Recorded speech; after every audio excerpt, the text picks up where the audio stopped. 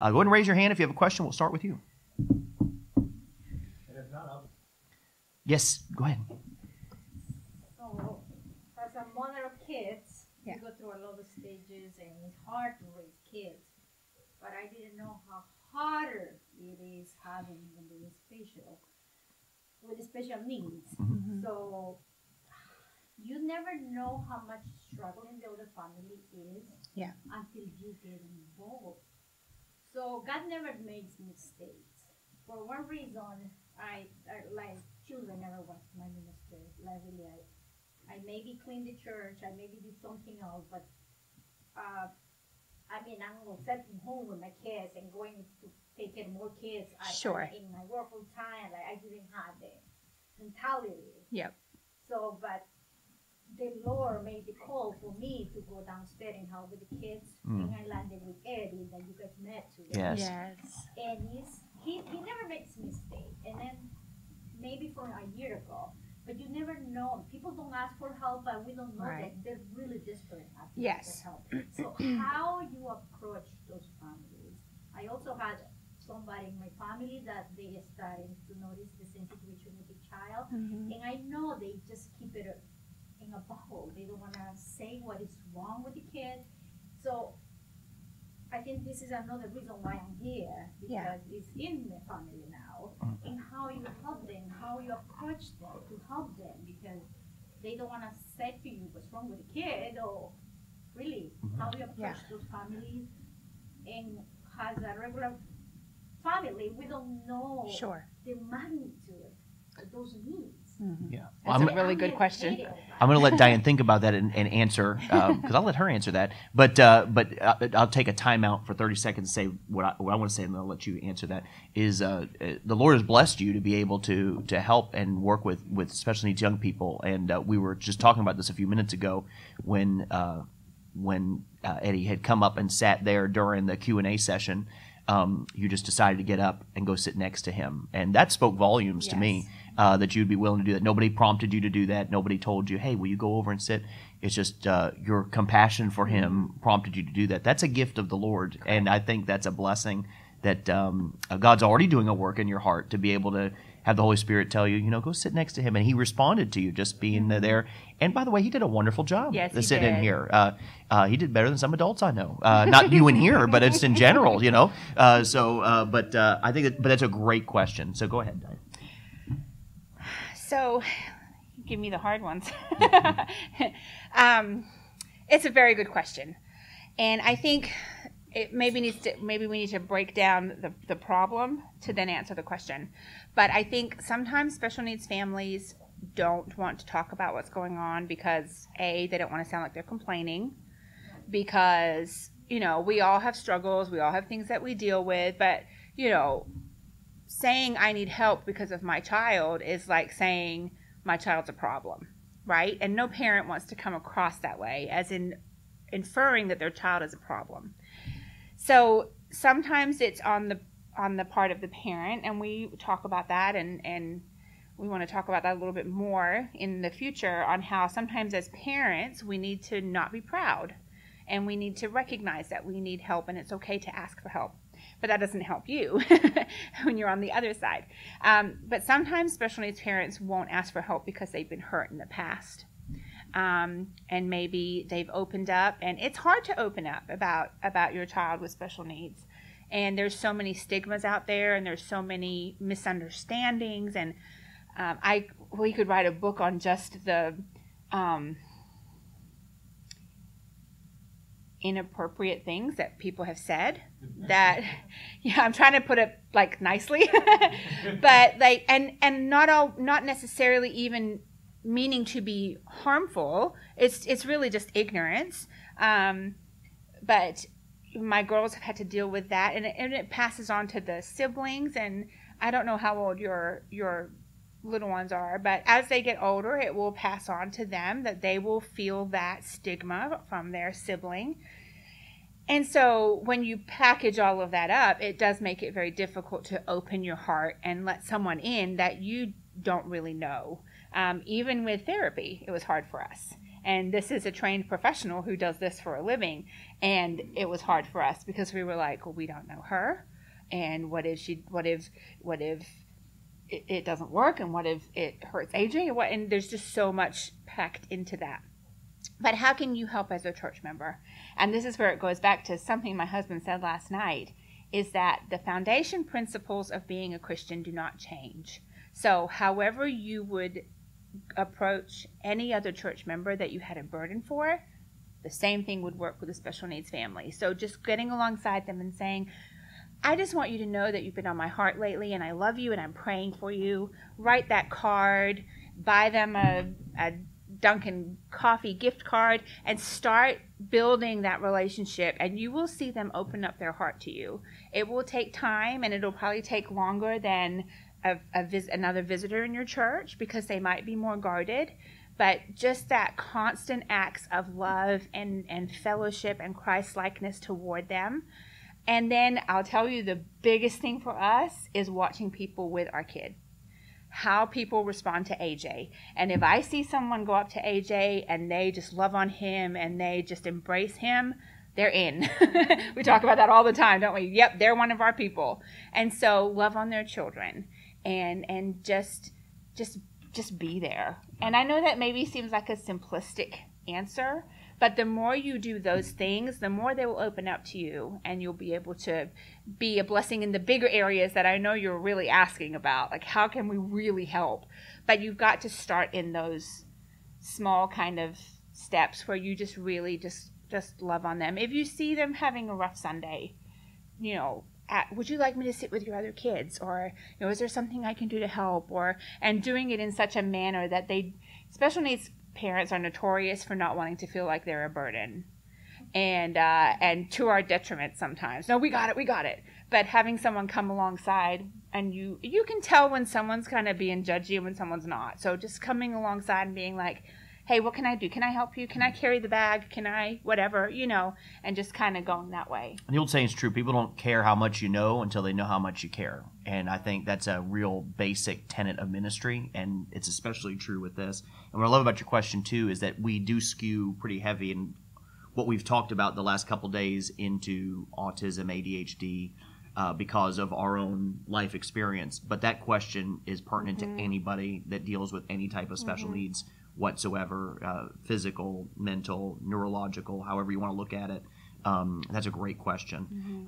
Someone else, you had a question. This is the time to do it. Again, we could just talk forever, but that's kind of not the point. So we'd like to hear from you. Brother Rob, thank you. Thank you for ending the awkward silence. Try not to look at anybody, right? Yeah.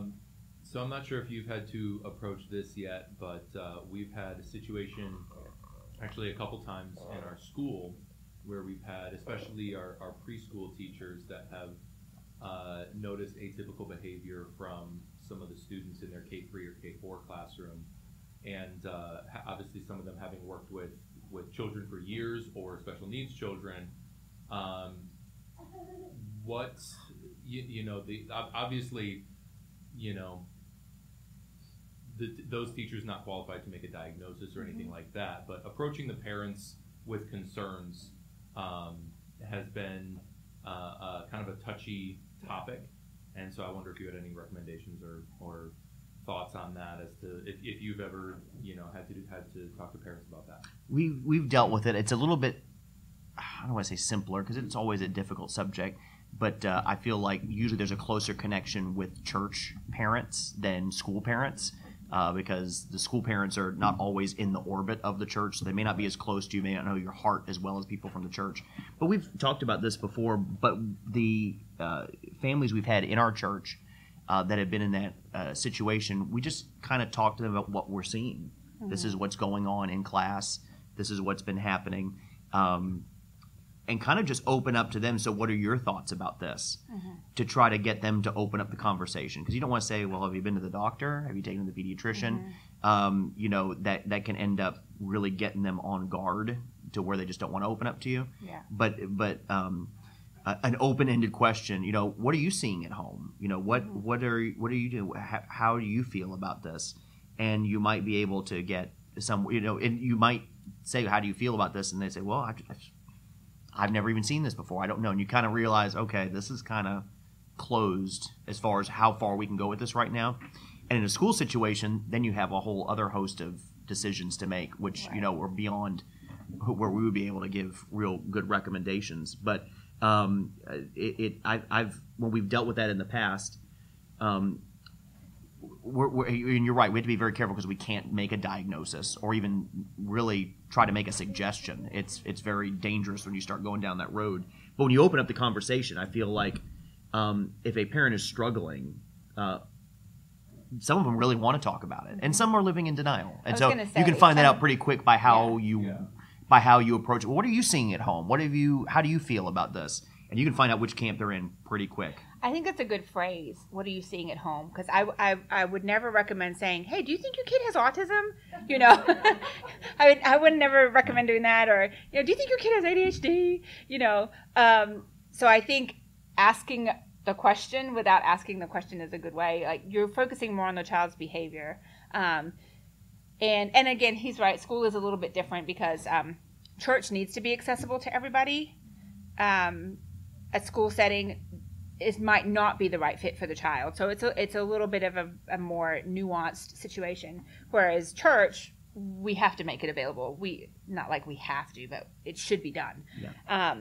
And so if I was well, we've had this situation. We've had some kids where I was pretty sure they were on the spectrum, or if you have a child with special needs, you're almost notorious for diagnosing other kids because you see things.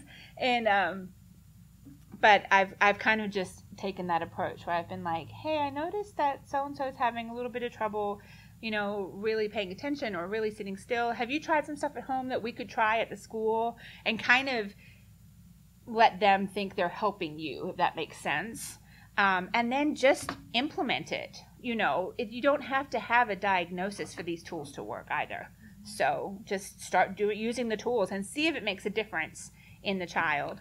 We were desperate for help, but then some people are desperate to deny it. Right. And so you can find out pretty quick in that conversation where they are. If they don't want to talk about it, if they're closed, there's not much you can do anyway. I mean, you can't really force them into that conversation. You can't force them to take them to a pediatrician to ask the specific questions. You can't. So, but that's we have dealt with that here again in a Sunday school junior church setting, not as much in a Christian school setting, which is more complicated. But I think the general principle is true for either one. And honestly, legally, a parent is not required to tell you of their child's diagnosis.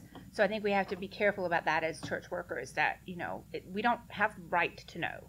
Parents don't have to tell us their child's diagnosis is covered by HIPAA. And so again, not having a diagnosis, well, I can't use the sensory tools unless they tell me he has autism. We don't need to worry about that. Just use the tool. Right. Yeah. And that goes into a lot of things, like even with service animals and things. We're gonna get to that at the end. There's questions you just can't ask. Mm-hmm. There's certain questions. What disability do you have so you can have a dog in here? Nah, that's illegal. I mean, literally, that's illegal. It's illegal. The ADA does not allow you to do that. There's, I believe, 2 specific questions you're allowed to ask that are very general, and it's just to make sure that the area is safe. The dog is basically safe in the area because there's no registry or anything like that. We've seen that the last few years with the explosion of service animals and emotional service animals, and how emotional service llamas that get put on airplanes and stuff, and this budgie is my all those things. Support bird. So, but we see those things, and then we don't want to acknowledge there's realities with it. But there's certain questions you just can't ask, right. And so but we'll get to that a little bit later. But I'm getting off course. I'm trying to teach the next lesson instead of this one. So good question. All right, someone else? Yeah. Yes, Anna. When starting to trying to figure out how to word this, to adapt your classroom to these things to make it welcoming and a safe space to your students, how do you, as someone who's not necessarily the teacher in each class, but needs to make the teacher aware that my child needs this, what's the best way to bring that up in a non-confrontational way where you're heard? Yeah. No, but this is where the rubber meets the road, though, really, isn't it? And it's this is why we need more conferences like this, not just us, because it's sad to me that a parent should have to bring up this information to a teacher. I want to get to a place where that's not even a question anymore. Do you know what I mean? But, you know, I think, and you can butt in on this, but I always just think of, you know, the Bible gives us all that we need to live life. And so when I think of if I have an offense with a brother, now I know you're not talking about offense, but I'm going to make a parallel. If I have an offense with a brother, the Bible lays out how to handle that offense, right? That we're to pray over it, that we're to go in love, and that we're to talk to that person, and then if it's not heard, then we're to go to the next authority. And I don't think that it's wrong to take that passage and apply it to this situation, to where we pray over it in love, maybe even fast over it, make sure that our hearts are right, that the Lord gives us the right words. I would even go as far as write out what I'm going to say, because that's just how I am. And kind of broach it with the person in a almost overly humble but not patronizing. You know, like, I'm so thankful for what you do in our class, in our church, and I'm so thankful. You know, we were always taught as teachers that you use the sandwich approach. You say something good, you say what you need to say that's negative, and you end it with something good. And so, you know, just be like, hey, look, I love you. I'm so thankful that you're serving the Lord here. Our church is blessed to have you in this class. And it's not flattery, it's truth. And then say, but listen, I just want to talk to you about some challenges that we're having with our son. I just want to make you aware that, and be authoritative. This is not up for negotiation. Our son has this diagnosis. Our son has these needs. We're not asking your opinion on them. Do you know what I mean? Obviously, you're not going to say it like that, but be that direct about it. When we go visiting churches, that's how I have to be. I have to go in and I have to say, they'll be like, oh, Miss Riveiro, your husband's preaching for us. And I say, yes, I just wanted to talk to your junior church director about our son, AJ. And we'll usually send things ahead of time. But that's how I am. I'll go in and I'll say, thank you so much for being willing to serve my son today. Just want to let you know about some of his challenges. He has these diagnoses. This is what we find really helps him. Here's a bunch of stuff you can use if you want to, because they may not have any of it, you know, and kind of be direct. Like, we're not asking your permission. This is what our son needs. And if you have questions, we're happy to work with you. We'll help you get the things you need, whatever. But don't make it like they have a choice. Does that make sense without being like obnoxious? Yeah. Oh yeah, no, and it would be, you know, there's certain things that we understand that's, you know, this is the way it needs to be, and no one would even question that. You know, if someone is in your class and at 11:30 every day they have to take insulin, right? No one would even question that. Okay, this is what has to happen. Well, we have to get to the point where these special needs are not looked at as optional or less than, that nobody would question a child that has type 1 diabetes, that they have to make sure their insulin is working. I had a girl that I taught with an insulin pump, and I had to make sure with her, not just in class, but also when I coached her in basketball, that certain things were followed all the time, and nobody questioned that. She wore her insulin pump during the game. I mean, you're not supposed to do that. She looked like she was like someone that was busy that had a pager on. You know, it's like I'm so busy, I gotta make sure someone can get a hold of me. But that's her insulin pump. Nobody questioned that. Right. But then when it comes down to, well, Johnny has trouble with attention, it's like, well, you know, he'll just get used to the class. It's okay. Well, I understand where you're coming from, but this is what his diagnosis is, and we just want to share with you, this is really what he needs. And then, like any other issue in church, when that isn't accomplished, then the next step of Matthew 18 is you bring someone else into that issue, and you don't feel like you're being pushy, don't feel like you're being irrational or you're being unreasonable. You're trying to protect the interests of your son or your daughter, and this is the right thing to do. And really, if I were to generalize it, I mean, it takes, like any problem in church, and churches have problems because churches are filled with human beings, is that it takes two people being humble. Right. It takes a parent that doesn't come in shouting for their child's needs, but comes in with a level of humility. And it takes a teacher saying, you know what, I don't actually know everything. And that I have to be able to say, humble myself to say, I never thought about it that way before. I don't know that I even understand that, but I'm going to listen to you, and I'm going to work with you because we both want the same thing. We want the best for a child. And if that's not what happens, that's why you do need an authority to step in, because if there's a breakdown there, that's probably someone that maybe shouldn't be in the ministry they're in. And again, I've already said this before, it's never as simple as just removing somebody from a ministry, because you cause all kinds of problems. But I mean, as any problem in church, that's what it takes. Two people being humble and both of them saying, I'm protecting my son, but I also don't want to trample all over you as a teacher, because I know your heart is at least somewhere in the right place because you're trying to teach kids. Right. And the other one saying, yeah, I've been doing it this way since, I was in Bible college, back with Moses. But, I'm gonna listen to you because maybe I don't know everything. Yeah. And that's okay. So let's do that, and then we'll take the question. This is why this is important. And I know you guys didn't ask to be trailblazers. We didn't ask to be trailblazers in Independent Baptist Movement for this. But, you guys are going to keep going to church no matter what they do, because that's who you are, and you're in the ministry and you love the Lord, and your motive for going to church is right. And so whether it's hard or not, you're going to go. But the next person won't. Mm-hmm. And that's why it's important for you to do what you're doing, because the next person will walk out the door and go to another church or not go anywhere at all.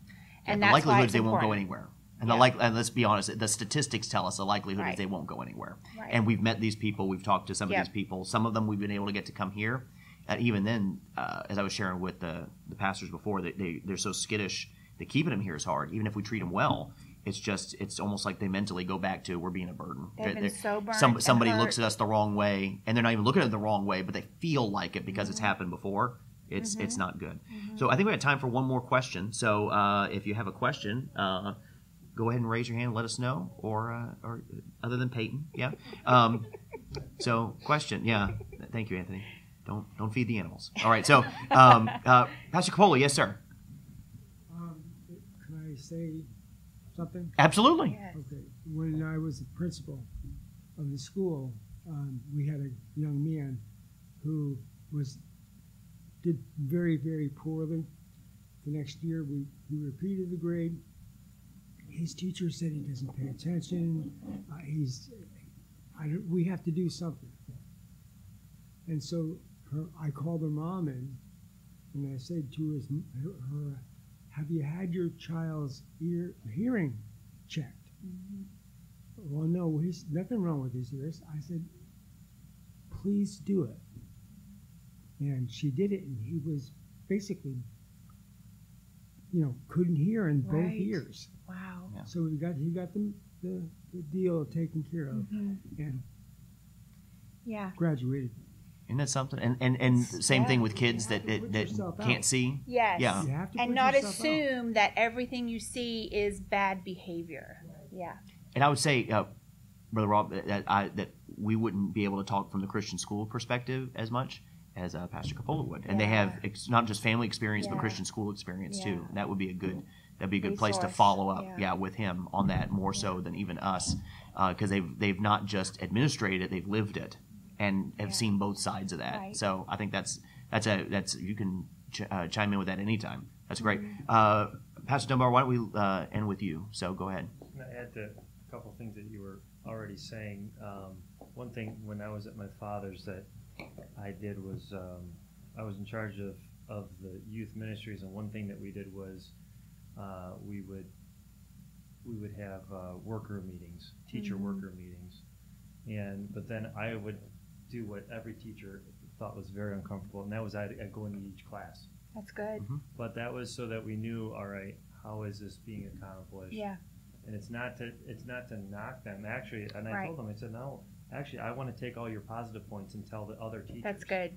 Mm-hmm. That's really good. And took it in a different perspective. But also, I think what they were asking and you were saying too is make sure, like when you're going to a new church, just try to find that head of those ministries, because they might even say, well, you might need to go to this class because I know that teacher. And it's not a knock, it's just they will fit those needs. That's right. Yeah. Right. And it's called accommodating. Right. Yeah. Accommodation. Right. The old saying is you expect what you inspect. And if you don't know what's going on in classes, and the farther you get into the ministry, as far as closer to the pastor's wife, the less you know what's going on. in the back rooms. There have been many times, I wrote this in our first book, that I'd get out to the car, like, man, that was a great day. And Diane was like, were you in the same building as me? I was like, because from that vantage point, everything was amazing. But the back rooms were on fire. And I got out to the car just thinking, life is good. And she's out there, and she says, yeah, we're getting dice for lunch, okay? We're not, that's all we're getting, man, because we are not, it is not good. Nap. So, yeah, we save dice for dinner. But but you understand that. And so to be in those rooms, what do schools do? They have the principal, or they have accrediting agencies. They'll come in and they'll sit in a couple classes a year to see the teacher teach. What does Ashley do? She sits in with the BTs several times a month to see what they're doing in our house. Expect what you inspect, and I think that's a great thing. And the more pastors are involved in the children's ministries, the better they are. And I'll give you a philosophical thing. It's ringing just a little bit, Brother Anthony, but he's working on it. Okay. I'll give you a philosophical thought. It's not Bible, but it's philosophy, and I believe it because, well, I'm saying it, so I believe it. I don't like the term youth pastor. I like the term youth director. And the reason why is because the youth have a pastor, and it's the pastor. Yeah. And I never quibble with people about it. It's not, I'm not like weird about it. But, it's like if people call me reverend, it's like I don't correct them. I just, the Bible says holy and reverend is his name. And so I don't feel very revered or should be revered. So I like pastor. Right? And so, but the kids have a pastor. It is the pastor. The youth director is just in those rooms doing what the pastor would do if he could. He's executing the vision of the pastor, which should be the vision of the Word of God. And so to have a pastor say, no, I'm taking a real interest in these things. And that's why when the pastor's able to do that, it takes the pressure off of the youth director, takes the pressure off the workers. It helps make everything what it should be. Now, it's not always that easy. It's easy for me to say that now, but even in a church that runs 40, that can be hard. Let alone 20, let alone 400. It's easy to say, it's hard to do, but yeah, being in those rooms, knowing what's going on, knowing the pulse, is harder. The bigger the church gets, it's harder. The more staff is there, but it is key. So, well, let's do this. Let's take a 2-minute break. So if you need to use the restroom, go ahead and do so. I think there's still some coffee back there. It's probably got down to like 10W30, but you're more than welcome to put some water in and drink it. But then we'll take like a 2-minute break, and then we're gonna get right back into it. All right. So thank you so much.